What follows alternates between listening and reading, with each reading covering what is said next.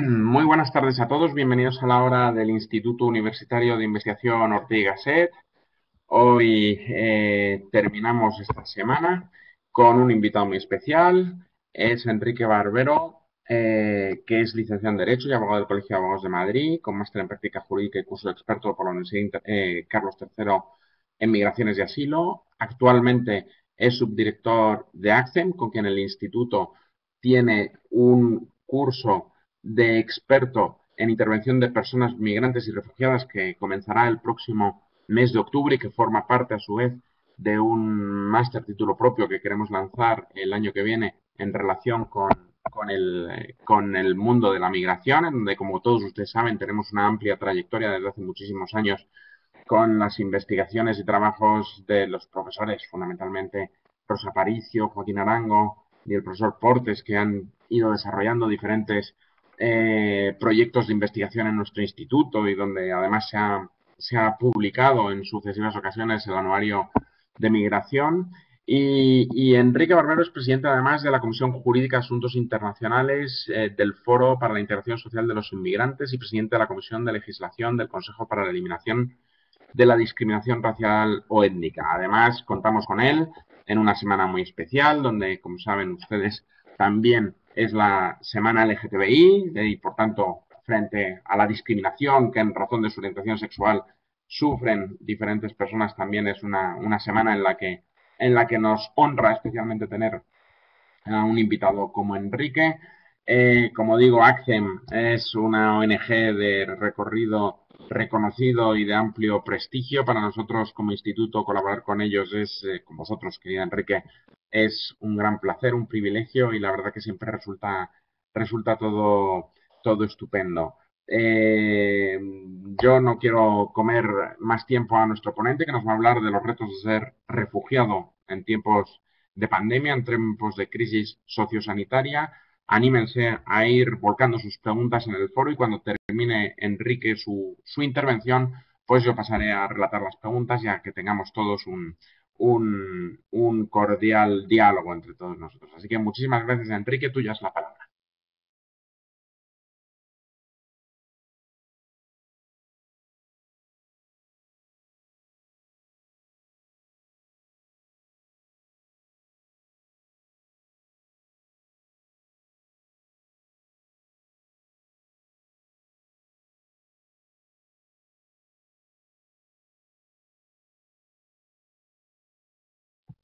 Parece que estamos teniendo algún problema con la conexión de Enrique Barbero. A ver si conseguimos recuperarla.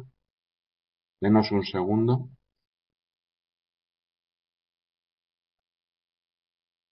que enseguida estará con nosotros Enrique Barbero, que entre tanto recordarles y permítanme que les insista en esta colaboración que desde hace tiempo tenemos con Accent. Aquí está.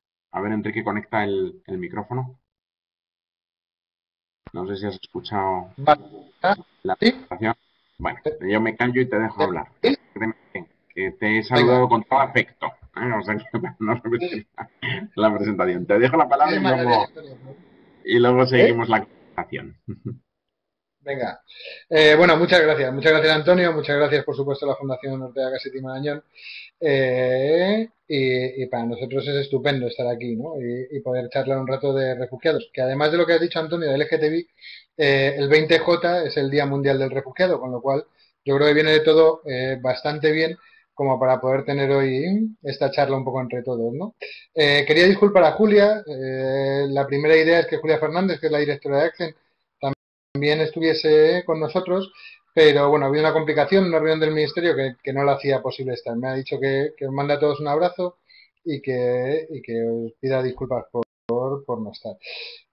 Bueno, en primer lugar, quiero decir, quería hacer una muy breve descripción de Accent, porque de alguna manera eso sitúa cuál es nuestro trabajo dentro del asilo, ¿no? Cómo he dividido un poco esta charla sería en primero contaros un poco cómo trabaja Accent, cuál es el trabajo de Accent, cómo trabaja con los refugiados, sobre todo para ver luego cuál ha sido ese, digamos, desarrollo con respecto al COVID-19, ¿no? Y cómo hemos podido continuar nuestra actividad y de alguna manera seguir apoyando y trabajando con los solicitantes de protección internacional. Y luego al final sí que me gustaría ver un poco de todas las medidas que hay, de lo que está pasando, cómo estas personas se van a ver afectadas, ¿no? Que no es cualquier circunstancia, con lo cual esa es un poco la idea. Os cuento que Accent nació, bueno, pues ya hace unos cuantos años, en 1951, justo el año de la Convención de Ginebra, que se aprueba la Convención de Ginebra, y en principio Accent nace dentro de la Conferencia Episcopal y para apoyar a los migrantes españoles, que en esos años salían muchas personas de nuestro país, de España, hacia otros lugares para apoyarles y de alguna manera ayudar en su proceso migratorio, ¿no? Los tiempos evidentemente van evolucionando, llegamos a los tiempos fundamentalmente del asilo en España, se aprueba la primera ley de asilo y demás, y Accent desde el principio, precisamente por su experiencia en el exterior, empieza a colaborar de una manera muy profunda con lo que sería la administración española, incluso montando centros de acogida y demás, que ahora hablaremos un poquito también de ellos, ¿no? Cuando pasa esta fase de lo que sería los solicitantes de protección internacional. Entonces, en aquel momento se llamaban refugiados porque era la figura de la convención que más se ajustaba y, bueno, como era un poco la denominación, se empieza a trabajar con los migrantes porque España, ya estamos en los años 80 o 90, empieza a recibir mucha migración de otros países, fundamentalmente de América Latina, pero no solo, también Marruecos, por supuesto, y otros países.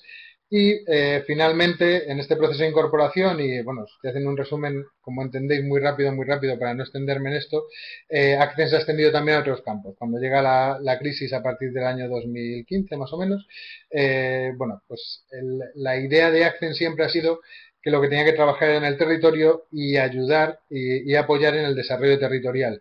Evidentemente, ya no era solo con migrantes refugiados, sino que la situación que se daba en este país de crisis hacía importante que tuviésemos también otros perfiles de personas a las que poder ayudar.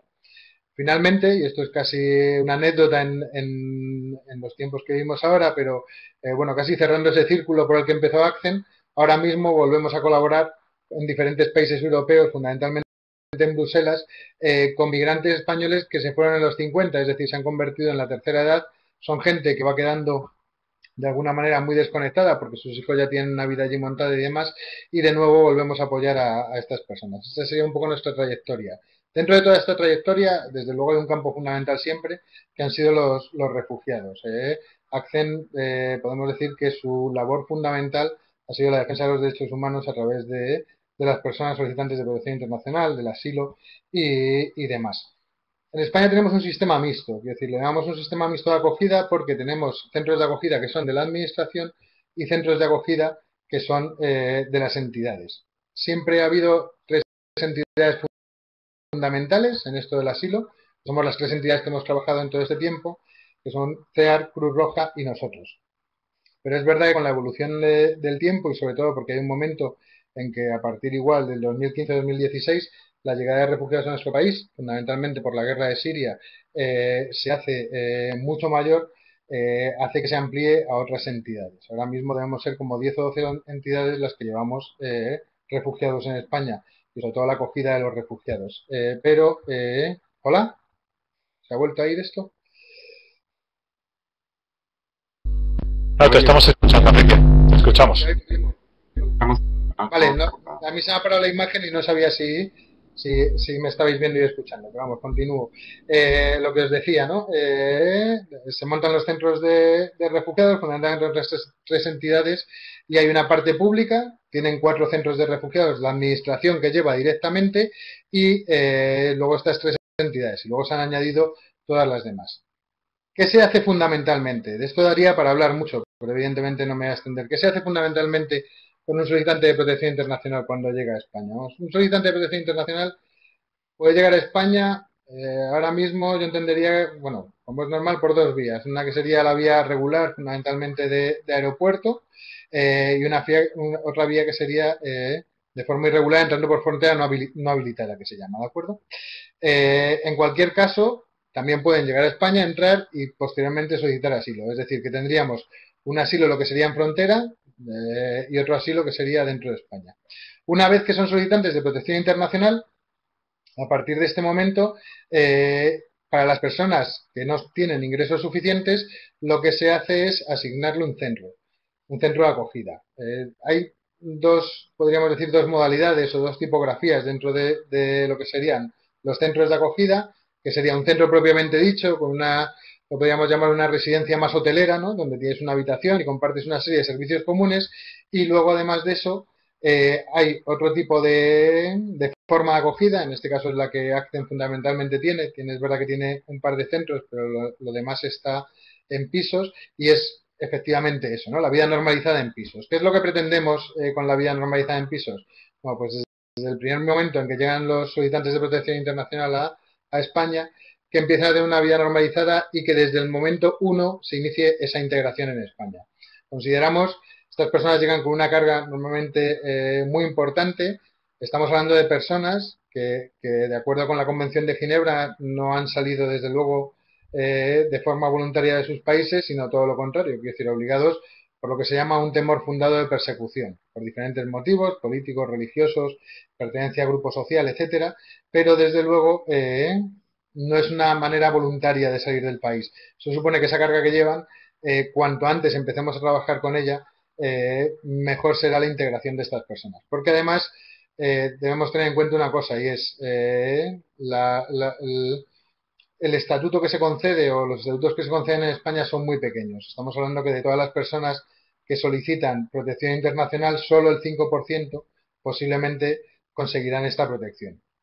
Hay otro tipo que es la protección subsidiaria, que también otros acceden, pero la protección en estado puro, lo que sería conseguir el estatuto de refugiado, solo va a ser este 5%.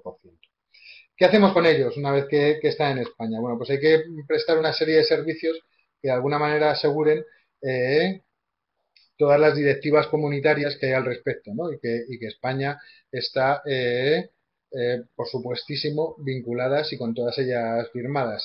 A veces, sobre todo cuando se produjo una llegada más importante de solicitantes de protección internacional, lo que hablaba antes del año 2015, muchas veces se hablaba de solidaridad. Y es verdad, la solidaridad es muy importante.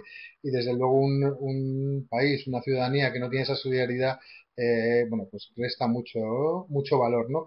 Pero es verdad que aparte de esa solidaridad, las entidades siempre decían lo mismo. Es muy importante la solidaridad, pero lo que es más importante son los compromisos internacionales que España tiene. La Convención de Ginebra, por supuesto, firmada, más todas las directivas que nos aplican al respecto. Entonces, se les da una serie de servicios, como os decía. Por supuesto, lo que es la residencial, y junto con la residencial, os voy a nombrar algunos de ellos que son los más importantes. Desde luego tiene que haber servicio jurídico. El servicio jurídico para casi todos los solicitantes se convierte en una pieza clave porque es un poco la que más puede ayudarles, sobre todo en la parte más directa o más visible, es la que más puede ayudar a los solicitantes, la que ellos más ven, por decirlo de alguna manera. ¿Por qué? Pues porque evidentemente de conseguir ese estatuto o no va a depender su futuro. Es decir, el no conseguir estatuto va a significar, si no le dan otro tipo de protección, como decía antes, y en eso no me voy a extender para no llevar la charla más al ámbito jurídico, pero si no les dan ningún tipo de protección, lo que se pone, se les deniega el estatuto, se les deniegan otras formas de protección y además supone tener una salida obligatoria de España, que luego se cumplirá o no, pero a partir de ahí estás considerado un migrante irregular y además no te aplicarán el non-refoulement, que se llama, que es el principio de no devolución. Entonces, conseguir ese estatuto para ellos es fundamental. Por ello, el trabajo con el abogado siempre es muy intenso. Es decir, para ellos los servicios jurídicos son muy importantes. ¿Cómo se establece un poco ese servicio jurídico o en qué consiste? El asilo dentro de un procedimiento jurídico es una figura muy especial. Es verdad que es un procedimiento administrativo, está dentro de la ley de procedimiento administrativo y por lo tanto rigen todos los plazos o todas las figuras que marca la ley de procedimiento administrativo, pero digamos que el elemento probatorio es muy distinto en comparación con lo que puede ser cualquier otro procedimiento. Me estoy refiriendo, para que me entendáis bien, a una denuncia de tráfico o a cualquier otra cuestión. ¿Por qué? Pues porque en este procedimiento de asilo, muchas veces, y por lo que decía antes, por cómo han salido las personas, por la obligatoriedad de salir, ni siquiera uno muchas veces trae elementos que prueben su persecución. ¿Qué es lo que se hace entonces? ¿Qué es lo que los abogados tienen como figura fundamental para trabajar con estas personas? Bueno, pues lo que tienen como figura fundamental es su historia y la veracidad de la historia. Siempre se escribe con ellos una historia de vida, de todo lo que les ha ocurrido, y esa historia tiene que concordar con los elementos generales del país. Voy a poner un ejemplo para que me entendáis mejor. Si, por ejemplo, yo salgo de un país, el que sea, no voy a poner ejemplos de países para no meter la pata, pero si yo salgo del país que sea diciendo que he pertenecido a un partido político que está perseguido y que además he conocido a tal persona y a tal persona, lo que me van a pedir dentro de ese partido político es que yo conozca la estructura y que cuente cómo se desarrollaba esa estructura y qué elementos tenía. De esa manera, podemos, o los instructores de la oficina de asilo, haré una pequeña mención a la oficina de asilo para que entendáis también cuál es el circuito, los instructores de la oficina de asilo, que son los que valoran los casos de las personas solicitantes de protección internacional, pueden entender la veracidad de la historia o no. Decirle a un solicitante, si me has traído, por ejemplo, la denuncia de la policía cuando alguien te persiguió o te amenazó, no sería en ningún caso realista, ni sería una buena circunstancia. ¿Por qué?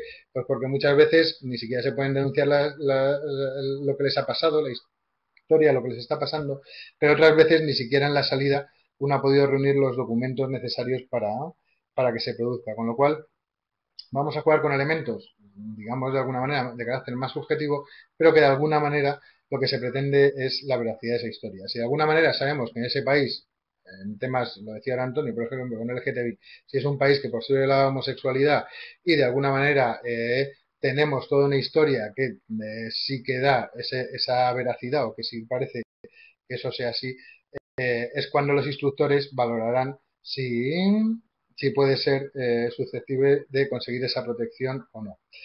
Una vez que esos instructores se les ha presentado el caso y valoran si realmente esa persona es susceptible de la protección, lo que lo pasan es a una instancia superior que se llama la CIAR, que es la Comisión Interministerial de Asilo y Refugio, donde hay representantes de distintos ministerios españoles que terminan de valorar esa solicitud. Estamos hablando del Ministerio de Empleo, el Ministerio de Inclusión ahora, el Ministerio de Interior, el Ministerio de Justicia, el Ministerio de Asuntos Exteriores y el Ministerio de Igualdad.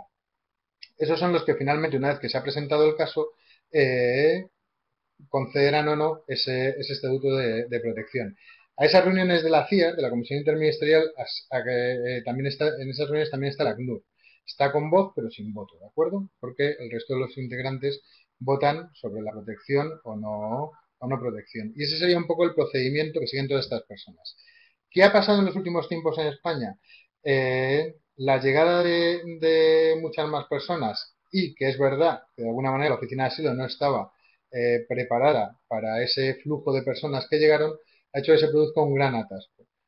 Tal es así que estamos hablando ahora mismo de unas 100.000 solicitudes que hay en la oficina de asilo y tal es así que el procedimiento, que según la ley debería tardar 6 meses en resolverse, estamos en muchos casos en 2 años y 2 años y pico. Eso supone desde luego un motivo de incertidumbre para las personas muy alto porque, como os decía antes, para ellos es fundamental saber qué ocurre con esa resolución. El no tenerla, el no saber qué va a pasar en tu vida en todo ese tiempo, de alguna manera dificulta la integración y la salida de estas personas. Sí que es verdad que a partir de los 6 meses se les da una autorización de trabajo y eso de alguna manera facilita aún más su integración. Pero desde luego la incertidumbre por la que pasan en todo este tiempo muchas veces es muy complicada. Y eso lo enlazo para otro de los servicios que tenemos, que es el servicio psicológico. El servicio psicológico va a tener, por decirlo de alguna manera, dos patas muy definidas. Una es valorar el trayecto de las personas y cómo ha influenciado psicológicamente en sus vidas. Casi todos, muchas de las personas vienen en una situación psicológica que necesita de algún apoyo, de alguna ayuda. Yo creo que todos entendemos los que estamos aquí, no es fácil salir de tu país, no es fácil dejar a tu familia, no es fácil dejar atrás tus costumbres para incorporarte a un nuevo país donde muchas veces es absolutamente extraño, otras no tanto, depende de la cultura de la que provengas, pero desde luego, en todo caso, es un salto de vida, un cambio de vida muy importante y casi nunca es a mejor. Es así, quiero decir, hay mucha gente que viene con estudios y que viene con una preparación y donde tiene unos puestos de importancia en su país, de pronto se encuentran con que aquí eso no les es reconocido. No les es reconocido porque no tienen homologado el título, no les es reconocido, bueno, pues porque se trata como un tema de inmigración más y por otras muchas circunstancias, ¿no? Incluso de cara a la visión de la ciudadanía y demás. Con lo cual hay una barrera psicológica que aunque solo sea esa, hay que trabajar. Luego hay gente, desde luego, con problemas mucho mayores. Ya estamos hablando de temas de tortura y de otras circunstancias. Cuando se trata de temas psicológicos que tienen que ver con su situación de salida, que tienen que ver con su situación de persecución, esos informes psicológicos sí que pueden ser tratados con el instructor y sí que de alguna manera se puede hacer valer más el caso, por decirlo de alguna manera, eh, si tenemos ese informe psicológico diciendo que efectivamente lo que refiere esa persona sobre bueno, si ha estado en la cárcel, si las cosas que le han pasado, de alguna manera, sí de alguna manera tenerla en cuenta a la hora de valorar la solicitud. Pero quiero dejar muy claro, porque muchas veces se confunde, que no es el motivo fundamental de un servicio psicológico, quiero decir, en estos casos. Hay un porcentaje muy pequeño al final de informes que realmente puedan valer o sirvan para que de alguna manera apoye o valore más la solicitud de esa persona. Lo importante es que esas personas de alguna manera rompan con sus situaciones de estrés postraumático, rompan con, bueno, pues hay muchos problemas de sueño, hay problemas familiares serios, muchas veces la gente viene sin su familia, se ha dejado hijos, bueno, situaciones muy dramáticas y que de alguna manera ese apoyo psicológico les sirve para ir incorporándose a una vida dentro de lo que cabe más normalizada. Por supuesto, todo esto siempre tiene que ser con el consentimiento de la persona, es decir, en ningún momento y eso es una cuestión de la normativa de psicólogos y de los colegios de psicólogos y demás, se puede tratar a ninguna persona si realmente él no presta ese consentimiento, que incluso debe ser firmado. ¿Qué más os puedo contar?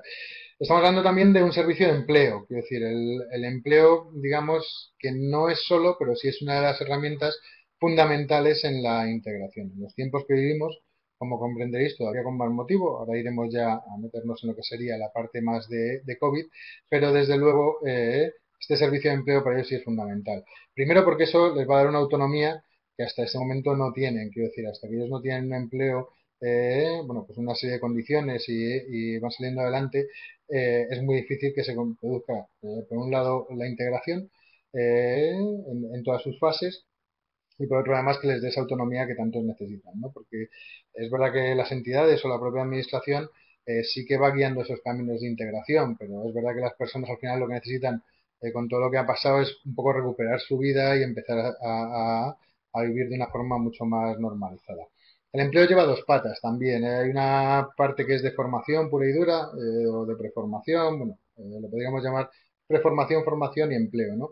La preformación un poco es situarles donde están. Debemos entender, y yo creo que cualquiera hora podemos pensar, si nos fuésemos a otro país, no sabemos su constitución, no sabemos sus normas, no sabemos su geografía, sabemos en qué ciudad estamos y cómo estamos, en qué parte del país eso es, qué costumbres tiene esa zona, ¿no?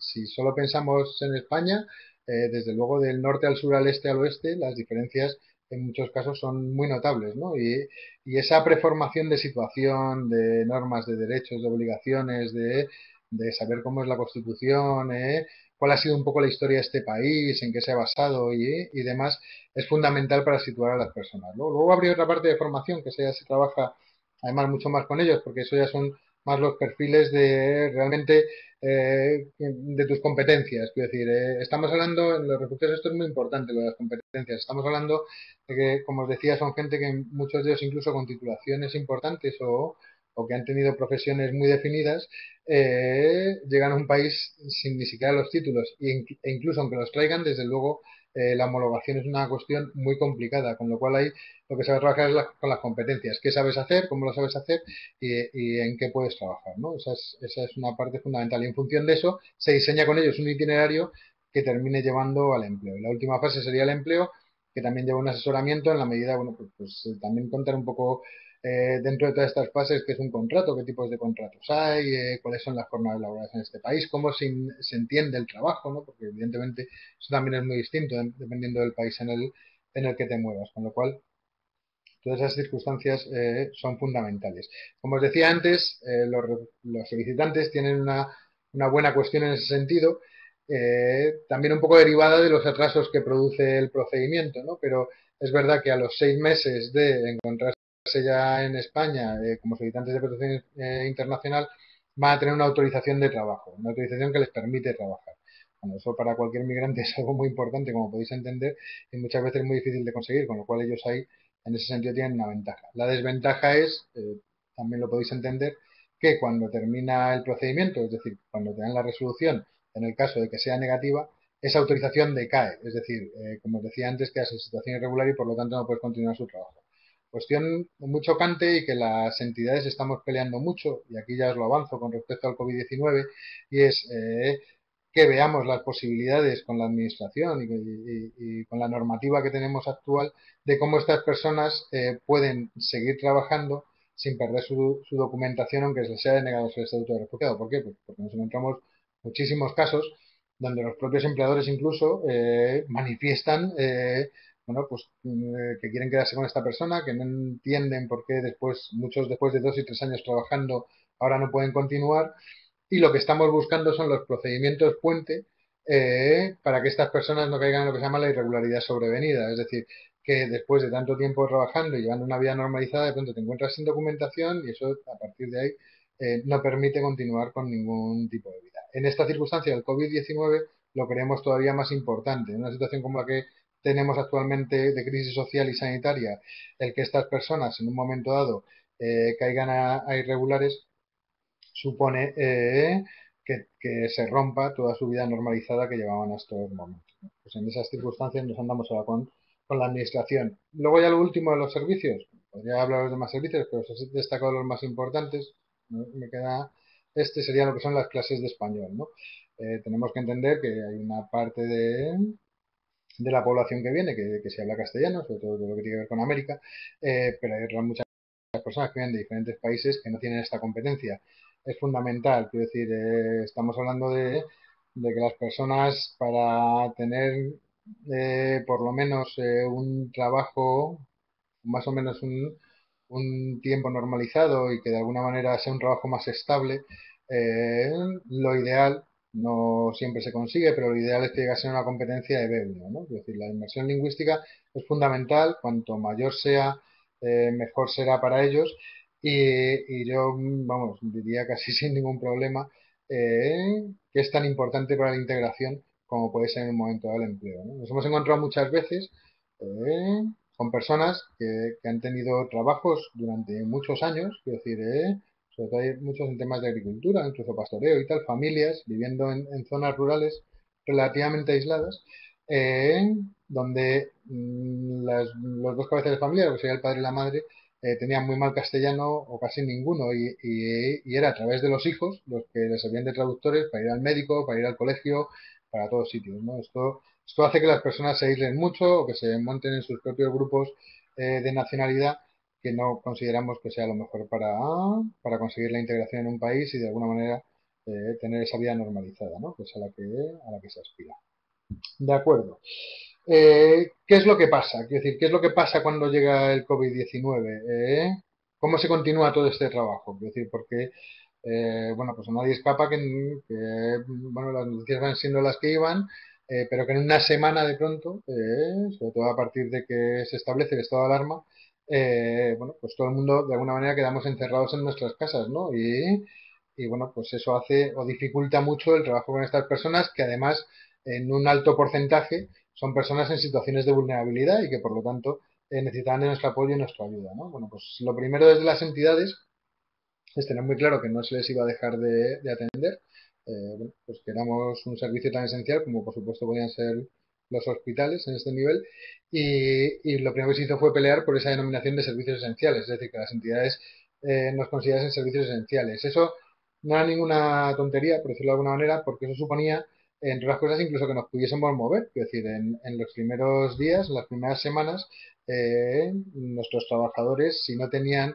esa denominación de servicio esencial, incluso podían ser pagados por la policía y desde multados hasta no permitirles hacer el trabajo, ¿no? Con lo cual, la calificación de servicios esenciales fue fundamental. Hasta que llegó esa calificación de servicios esenciales, es verdad que la Administración, el Ministerio de Inclusión, lo primero que hizo fue darnos un certificado a la espera de conseguir el servicio esencial para que pudiésemos tener esa movilidad y atender a las personas.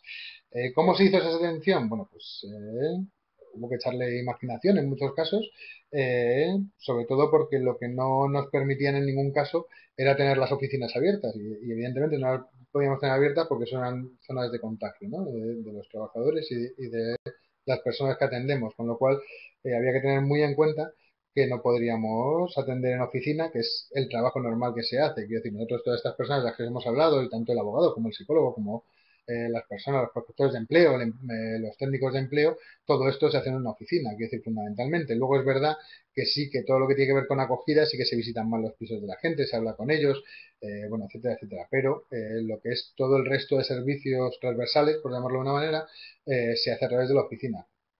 Entonces, bueno, pues ideamos distintos métodos.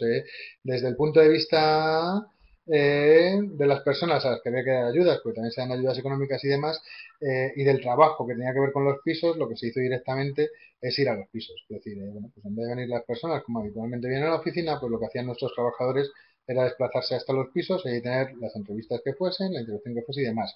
Tenía dos motivos fundamentales. Uno era bueno, pues seguirles prestando esos servicios que necesitaban y las ayudas económicas y demás, y por otro un poco, bueno, un poco no mucho, trabajar qué suponía esto, que era una situación nueva a la que nos enfrentábamos todos, pero de la importancia que tenía el que se siguiesen todas las normas que se fuesen aplicando, por supuesto mascarillas, etcétera, etcétera, explicar un poco también qué pasaba en los colegios con los niños, tener contacto con los colegios para poder explicar muchas veces a ellos. Todo esto fue fundamental y se hizo todo en los pisos de las personas. El resto de servicios, ya más tirando de jurídico, de psicológico y tal, lo que se ha hecho es a través de dos medios fundamentales. Uno, la atención telefónica.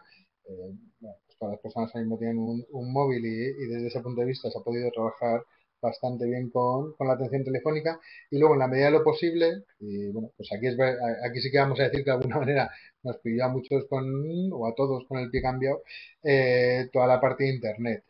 Al principio fue más complicado, pues porque muchas de estas personas no tenían el acceso a Internet. Estamos hablando de las poblaciones que son y ni siquiera en los pisos donde viven muchas veces tenían estas instalaciones preparadas para poder trabajar por Internet.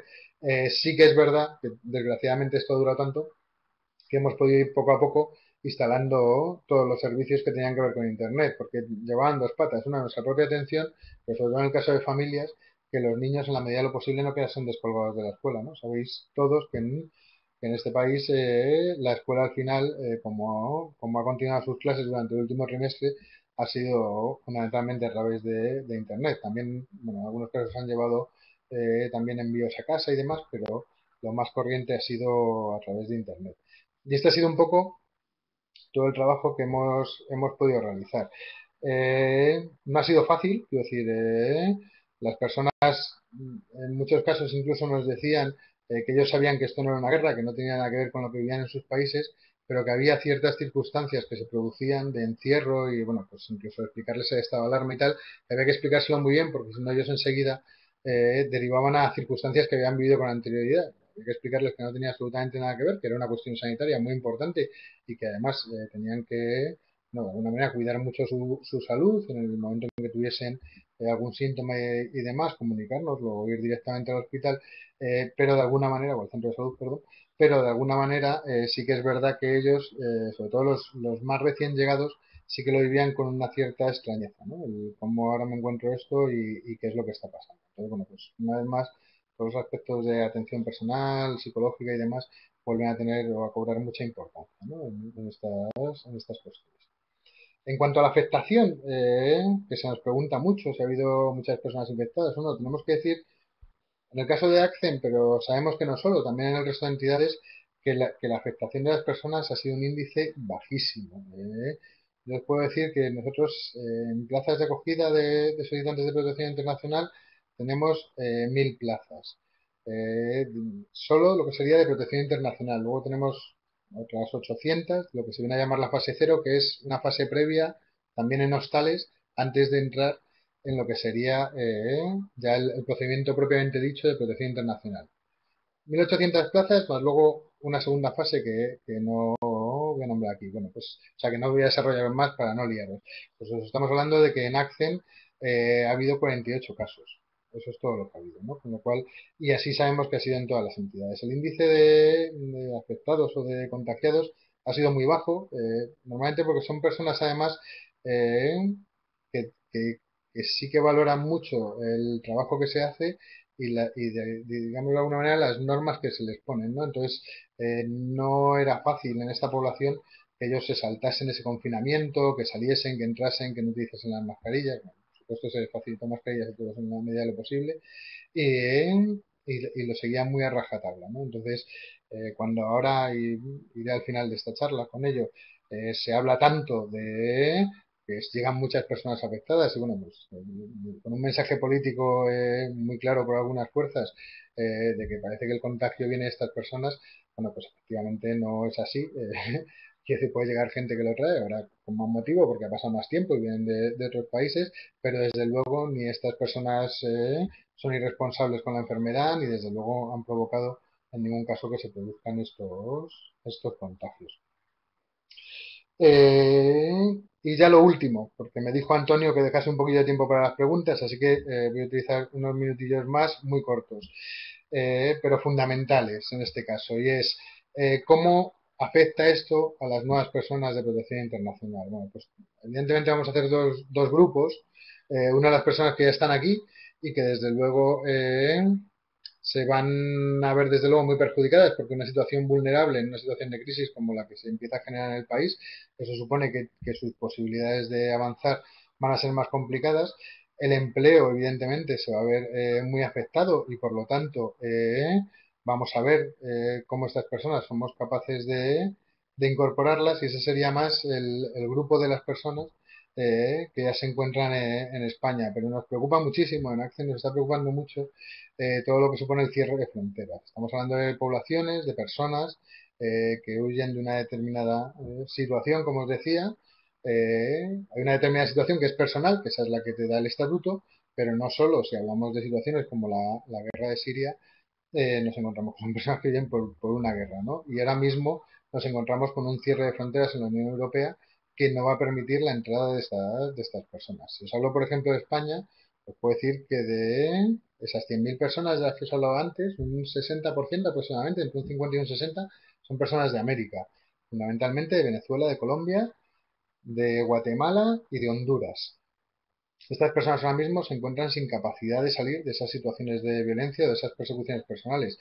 Desde ACCEN, y no solo desde ACCEN, estamos insistiendo que esto la Unión Europea lo tiene que resolver y que una vez más se tienen que crear vías legales y seguras que permitan a estas poblaciones y a estas personas salir.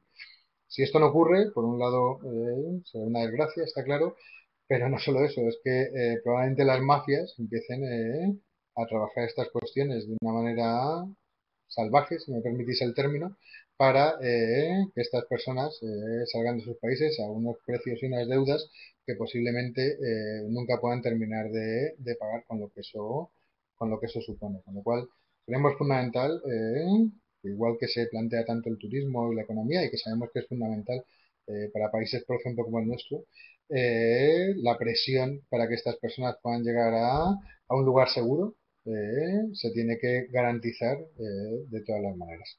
Muchas gracias por escucharme.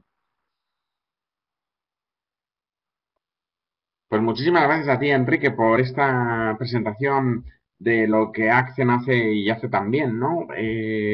Nos han llegado ya algunas preguntas que te paso a relatar en estos últimos 10-15 minutos de webinar. Brenda Stefani pregunta, sí, legalmente hablando, ¿cuál es el procedimiento para solicitar refugio en frontera o dentro de España? ¿Y cómo financia Accen la cooperación que brindáis a los refugiados?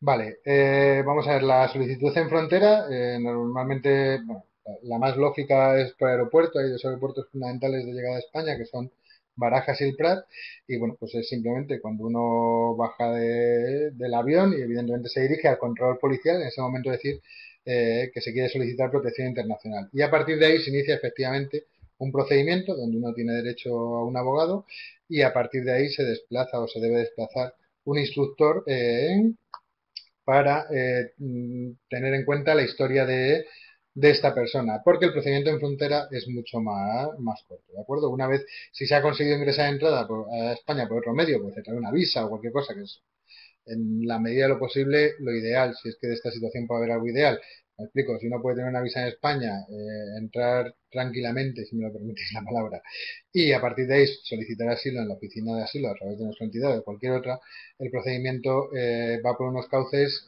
ordinarios que se llaman. Mientras que en este caso la solicitud en frontera es un cauce extraordinario con un procedimiento acelerado donde además no puedes salir del aeropuerto, quedas en una sala hasta que se decide si te lo dan o no, y estamos hablando de un periodo de una semana como mucho, con examen o recurso o la cuestión que sea. Y luego, ¿cómo nos financiamos? Bueno, pues nos financiamos fundamentalmente con fondos públicos europeos, estatales, autonómicos y locales. Fundamentalmente, la protección internacional es a través de los fondos públicos del Estado, ¿de acuerdo? Por lo que os decía antes, los compromisos internacionales que tiene España en la protección de refugiados los hace de dos formas. Uno con sus propios centros y otro con los acuerdos, en este caso son subvenciones, con distintas entidades por los que prestamos el servicio. Deima Calvo te pregunta, en el escenario post-pandemia y donde Europa coopera con África para detener las oleadas de refugiados hacia Europa y Estados Unidos cierra las puertas hacia América o a los latinoamericanos, ¿se ha preparado algún escenario donde los latinoamericanos puedan emigrar hacia España? Es lo que comentaba antes, no lo hay, no lo hay, es un tema muy preocupante. Vamos a ver, la llegada de Latinoamérica a España es por avión sí o sí, evidentemente. El que se cierren fronteras, el que no haya vuelos desde América para España, supone el que de ninguna manera puedan llegar estas personas. Es decir, con lo cual volvemos al compromiso internacional. Estamos hablando de la Convención de Ginebra, donde son firmantes prácticamente todos los países del mundo y donde esto debería estar absolutamente tratado, en este caso por la Unión Europea, ¿no? que es el lugar al que se dirigen. ¿No? Bueno, pues estamos en esa pelea. Es decir, de momento claro, cuando ves las listas, bueno, de países seguros en cuanto a COVID, no hablo de países seguros en cuanto a protección internacional, ¿no? Cuando ves las listas de países que ahora mismo no pueden tener movimiento o movilidad, bueno, pues en nuestro caso es lo que te planteas, ¿y estas personas qué van a hacer? ¿No? Eso es así. Lo de África, bueno, pues lo de África es verdad que el acceso a nuestro país en una pequeña parte, porque muchas veces la gente se cree que es una gran parte, y no es verdad, es a través de las pateras. Y bueno, evidentemente eso no es una migración regular ni controlada, aparte de todas las personas que mueren en el intento de llegar a Europa, ya sea por la parte de Libia o de Marruecos, ¿no? Jerónimo Varas pregunta, dada la altísima tasa de solicitudes denegadas y los tiempos tan extensos para resolver dichas solicitudes, que a veces exceden los tiempos de estancia en los mismos programas migratorios, cabe preguntarse, ¿qué pasa con las personas que están en los dispositivos y programas de acogida cuando termina su estancia? Entiendo que también lo que quiere decir es cuando termina su plazo legal, ¿no? En Sí. que se resuelva su expediente, ¿no? Y añade, a la hora de trabajar con la administración y de pedir y exigir mejorar las condiciones para las personas solicitantes de asilo, las diferentes entidades que trabajáis en estos, ACCEN, Cruz Roja, CEAR, ¿os coordináis? ¿Tenéis trabajos coordinados en este ámbito?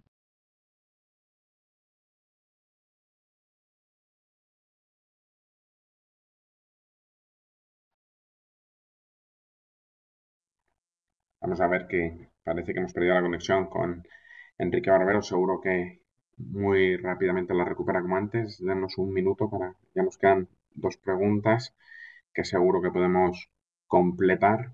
Y dejemos que recupere la conexión. Sí, ya está aquí de vuelta. ¿Escuchaste la pregunta, Enrique? No, tienes que conectar el micrófono. No sé si... No, no, no, no, el micrófono. Tienes que darle al micrófono. Todavía no te escuchamos.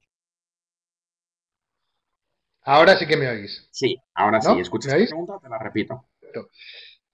No, la he escuchado y además la tengo escrita en la pantalla, Vale, así que vale, pues me la callo veo entonces. perfectamente. Voy a empezar por el final. La coordinación entre las entidades. La coordinación entre las entidades es muy estrecha. Es decir, al final digamos que todos sufrimos las mismas ventajas o desventajas y porque además lo importante al final es un poco la protección de las personas por encima de las entidades. Tened en cuenta que sobre todo estas tres que habéis nombrado, hacen Cruz Roja y CEAR, llevamos trabajando en esto desde los años 80, ¿no? Entonces, bueno, pues no os voy a decir que seamos una familia, pero casi, ¿no? Yo puedo decir que esta mañana a las 8:30 estábamos reunidos las tres entidades y alguna más también, bueno, pues viendo precisamente todos estos asuntos que estamos comentando ahora por la tarde, ¿no? Evidentemente, eh, lo que nos pasa a una nos está pasando a todas, ¿no? Las decisiones que se toman son decisiones sobre las personas que atendemos y en eso la coordinación sí es muy estrecha. Y luego, la otra pregunta, que dejarme que la lea un poquillo, que esa ya me acuerdo menos. eh, ¿Qué pasa con las personas que terminan su estancia? Vamos a ver. Las estancias pueden variar. Vamos a hablar de un periodo máximo de 18 meses. Evidentemente, si uno con su autorización de trabajo consigue trabajar y tener unos ingresos medianamente estables, incluso, evidentemente, como estamos hablando de que son dispositivos para personas en situación de vulnerabilidad, estas personas dejarían los dispositivos y entrarían otras, porque hay, digamos, bastante demanda. Si no es así, son personas en situación de vulnerabilidad, pasados los 18 meses, el programa se acaba, es decir, no puede continuar. Hay una prórroga excepcional de 6 meses, pero para muy pocas personas y ya por situaciones de enfermedad más graves y demás. A partir de ahí, pues una vez más nuestro trabajo de buscar nuevos recursos, bueno, es complicado, y además en este tiempo, os puedo decir que ha pasado bastante, incluso con ciertas tensiones, quiero decir, pues porque es un colectivo que, digamos, de alguna manera se entiende por ser muy específico que lo atienden unas determinadas entidades y de pronto, bueno, pues ha habido que tirar de ayuntamientos, de otras entidades y de alguna manera de que otros recursos que no están destinados para estas personas se han tenido que utilizar para ellas, lo cual no ha dejado de generar a veces una cierta fricción. Por poneros un ejemplo para que me entendáis claramente, es decir, personas que han salido de los dispositivos y que seguían sin tener resuelta su situación, pues a lo mejor han acabado en dispositivos de los ayuntamientos, que tenían previstos para otro tipo de perfiles, porque evidentemente hay más perfiles aparte de los de refugiados. Entonces, los propios ayuntamientos, que evidentemente tenemos mucho contacto y mucha relación con ellos, o incluso muchas veces les hemos avisado, o siempre avisamos antes, nos decían, oye, es que los refugiados ya tienen su propia vía, ¿cómo vamos a hacer con esto? Bueno, pues es verdad que ante una llegada de muchas más personas y bueno, pues toda esta situación que os daba al principio de no resolución de los expedientes y cómo se ha ido de alguna manera engordando la bolsa, eso ha supuesto que se den situaciones de fricción que a día de hoy no están resueltas, pero sí que es verdad que la oficina de asilo en principio va a empezar a resolver expedientes, bueno, está empezando ya a resolver muchos más expedientes y eso de alguna manera hará que la cadena por la que pasa todo esto vaya resolviéndose.